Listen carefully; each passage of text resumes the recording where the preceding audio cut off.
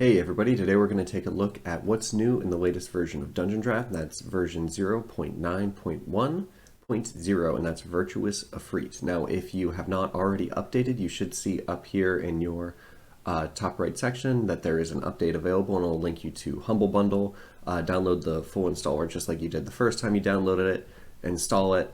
It will take care of everything for you, and you should be good to go. Now, first thing I want to mention is that there's a fix to how Dungeon Draft opens when you first open it, and that's if you have a multi-monitor setup, it will remember its location where it was last maximized. So I use Dungeon Draft on my right monitor, and so now when I open it, it doesn't always pop up on my left. I have to drag it over and maximize it, which is super nice. So any multi-monitor users, you'll appreciate that one.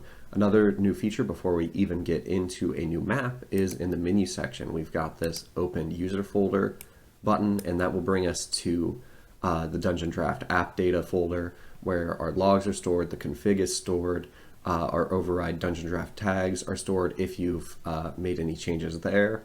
And one thing that I want to note is that if you're having issues with crashes, come and check out your logs folder, not necessarily to read any of the logs, but just to see what size it is, because some users have had issues with log files either becoming extremely long or a lot of log files being made to the point where they have gigabytes in this folder. If that's you, come through, clear out your logs folder, and then try to open up Dungeon Draft fresh. That might clear up your issue for you. And if not, be sure to jump in the Discord and we'll see what we can figure out and hopefully get everything working.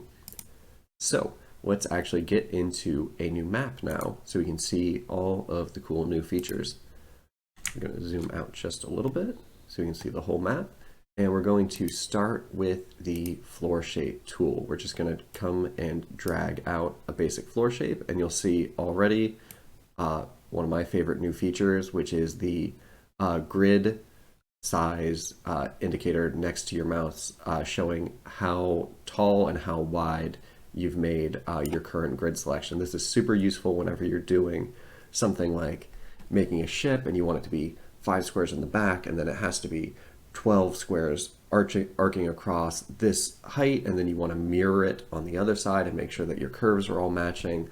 This is super cool and super helpful, and it's also nice just to know how big you're making things. The one other thing I'd like to see is some kind of grid representation up here, or maybe directly underneath this section where it shows where you are in relation to the farthest left point, or and maybe the bottommost point, so we can know exactly where we are in the grid as well. So now we've made kind of this weird building shape, and if I ever come back and decide, hey, I don't want these walls to be wooden anymore, I want them to be battlements or something like that, normally I'd have to come in, select it, and just drag over and hope that it works, because it doesn't always work right now, like just there. But now there's an awesome solution where we can come to the select tool, we can select the walls, and we can click on any one of these to change them, and we can see what different options look like. And we also have the ability to control the color, so we can come down here, change the color of the battlements, make them a shiny gold. We can have a fancy rich castle with golden battlements. One other thing with the floor shape tool is that with edit points, we can come in and we can add a bunch of points, and if we decide, oh, hey, I don't want those anymore, we can now Control Z and they will actually go away. And it's also the same for if you make a change, you add a point and you pull it out, you can now Control Z and they will go away individually, including taking away the points, whereas previously it didn't quite work that way, which was not great. So now we can come back and change that. Let's see. The next thing that we're going to take a look at is placing portals. So we can come over here, place a couple of doors, and let's say we decide that later we don't like those doors. Normally we'd have to come in, delete them, or just place a new door over them. Now we can come through, select the door, and make any changes that we want. And notice that you can't shift select or control select or anything like that. You have to do the doors individually. And it's the same thing with the floor tool. So if we had another building over here that wasn't connected, we'd have to go and select that wall as well and make any changes that we want there. Now let's take a look at another couple new features that are fresh in this version of Dungeon Draft. We're going to come over here to the terrain brush, and we see we've got mostly dirt over here. We'll throw some gravel in just to see it. Now there was always an option to disable terrain, but one issue existed where you could still come in and you could select a biome and you could still apply it. You just wouldn't see it, and that could cause some issues. So now it's set up so you can't actually apply a terrain when the terrain brush appearance is disabled. So that's a nice feature. And now we can take a look at, oh yeah, materials. We've got some cool material stuff showing up now. First is that when you place a material, you get a check mark over here so you can see what's being used in this map at a quick glance. And one other thing that was added in here is this gold pile option. So we have a new gold material, so we can make dragon hordes or anything like that, just big piles of gold. And one cool aspect is there's now this new move to front option, and that basically says, you know, we place this gold here and it's underneath this lava, but what if we wanted there to be so much gold that it was, you know, starting to pile up on top? If we come in, we check move to front, the material that we check next will appear on top of whatever other materials are placed in the area. So let's say we wanted this grass to be on top of even that, so we've got some grass growing up over gold that's over a lava pit. We can do that now if we want to. One other interesting thing to note with the gold material is that the gold coins that already existed in the objects over here, where is it? There it is, has been changed to match the color of the gold material so that everything blends in and you can give a little bit of additional texture to your gold piles wherever you want. Probably using the scatter tool would be better than randomly placing it, because humans, especially with snap turned on, aren't particularly good at generating random patterns. One other interesting thing to note, just while we're taking a quick look at the object panel, we're not going to get into the new objects that are in the game yet, is this shadow option. So let's quickly go to something big like this oven where you can see the shadows around the object. I'll make it a little bit bigger. We'll place that. That's how it normally looks, and that's all that you could really do before. But now we have this shadow off option, so we can place objects without shadows, which will be super helpful and give everybody a little bit more control over their maps and how they want them to look. Now, the last new thing that we're going to take a look at before we get into the new objects is we've got a couple of new path options. So where do we have paths in here? There we go. The path tool. We have now a blood trail. So if someone has died and been dragged somewhere, you can leave a pretty realistic blood trail. On top of that, you may not notice it, but there is actually a new path right here next to the original rail without tracks option. So if we click on that, we can actually start drawing it in. This is for wagon tracks. So if you've got a cart that's gone off the rails, you can now place in some cool tracks for where the cart started crashing through as it was coming through, or just, you know, if it's a path that 1,000 people are traveling a day, then there's going to be ruts in the ground from where all of the wagon tracks have been. So you can now actually include that in your map as well. And now for anybody who doesn't want to just see the new objects, you can stop the video now, but I do want to say I've got a bunch of Foundry VTT videos coming out. So it's a virtual tabletop, so you can play your D&D game online. Try to make it as simple as possible so you can get started and you don't have to spend 7 hours reading docs and asking questions and Googling things to figure out how to get your game going. And I should have those up in the next couple of days, but don't worry, there's still going to be a lot more Dungeon Draft content. I was just trying to get my D&D game online. I figured other people could use the information as well, so I hope you like that. Now, let's take a look at all of the new objects.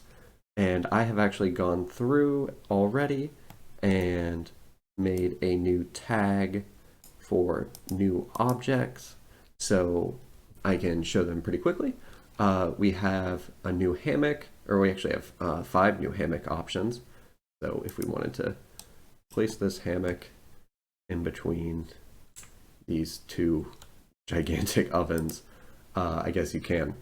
Now, let's actually also pull in a cave brush. We'll make this big so we can see what some of the next object looks like in the zone it's supposed to be in. So we've got cave holes now. You can use these either to try to fake an entrance if you want to put it above walls. If you had that with some grass terrain underneath it, let's come in, change that to grass. Oh, I did not click it, did I? There we go. So it does kind of look like an entrance and it can be used that way, but it's also perfectly good just as normal holes inside of a cave, and you can obviously change the size of these if you want to fit, but all the colors are designed to match with the cave brush, which is super cool. And then we've also got these humans in cocoons, which goes very well with the rest of some of the nearby objects, which are a bunch of spiders. So we have a bunch of new spider options. We've got 2 dead spiders, 2 alive spiders. That's not colorable, I don't think. Let's see. Oh, it is colorable, but it is not showing the color picker. Oh, one other thing that I should note is that most colorable objects, it looks like maybe not in the tag view. It might just be in the all view. So if we come back to the all view, oh, there's supposed to be a color picker icon on these, but that's not showing up. I'm not sure why. It doesn't matter. I'll look into that later. But we've got other new objects. We've got a colorable spider egg. We've got a whole bunch of different spider web options that you can take a look at. So you can make super spooky spider caves, like in Harry Potter, which is that the 3rd one where they run into Aragog? I can't remember. Anyway, after all of the spiders, we've also got these rock lava pieces, which are not colorable, even though they kind of look like they are. So like I can change that to blue and we'll see it still be this dark red. We can place these around in lava to give it a little bit of extra texture. I mean, I guess you don't have to use it in lava, but that's what it was specifically designed for, to give a little bit more texture to lava zones. And then we also have this, which looks super creepy when it's all red. It looks like a waterfall of blood. But this actually is for creating a waterfall. So let's come in and we'll do, how do I want to do this? I'll put a little bit of water here, just a river, and we'll say this is the start of where the waterfall is, and then it keeps going. Then we'll come back, grab the waterfall, and we'll place it right here. And then we're going to grab the material brush and we'll use the rock tile, and we're going to change this to be above water for part of it. And then below water for another part. So we see kind of the effect of, there we go, I'll move that back a little bit. Yeah, there we go. So now we've got a nice little waterfall effect that works pretty well. Come back to the objects. We've got a whole bunch of new corpses. So if you've got a town that's been razed or something like that, you can start throwing that down. You've got objects for a whole bunch of different races and some different classes. The fat lady sings, I guess. Now we also have a bunch of new traps. I think some of these were already in there, like these bear traps, but I figured I'd include them anyway. Got big spinning Sephiroth looking blades of death, or it's not Sephiroth, it's Cloud that has the big sword. My wife is the one that plays Final Fantasy, not me. And then we've also got here, let's put these back below walls so we can see what it looks like, kind of popping out of a wall, even though that's a little bit of a weird thing to have in a cave. You also have all these spike pits, something so you can make your own spike pits, another big hole option, a big monster like from Half-Life, the barnacles. We've got pits with spikes, a wooden pit with spikes, and then we also have these big statues that breathe out traps. Basically, I'll place a couple of these. This one is colorable. The eyes are colorable, so you can change that depending on what type of poison it is, or if it's poison at all. It could be red for fire, green for poison, yada yada yada. And they have these cool colorable trap flames that they can breathe out, and there's a few different options that you can select from, and there's also just a toxic gas that you can place. Then we've got wall spikes, more wall spikes, a crystalline wall trap, and awesomely, a bunch of ladder options. So actually we'll put the ladder above walls because it will be leaning against it. So we can place that there. There's some shorter ladders. There's some really tall ladders. We'll do that so it looks like it's going down. Yeah, there we go. We have a whole bunch of new stair options, so I'll just kind of place several of these down so you can see what they look like. Ta-da! Sorry that all of this stuff is starting to stack up. I didn't want to make too big of a map and risk crashing. So let's keep placing stairs.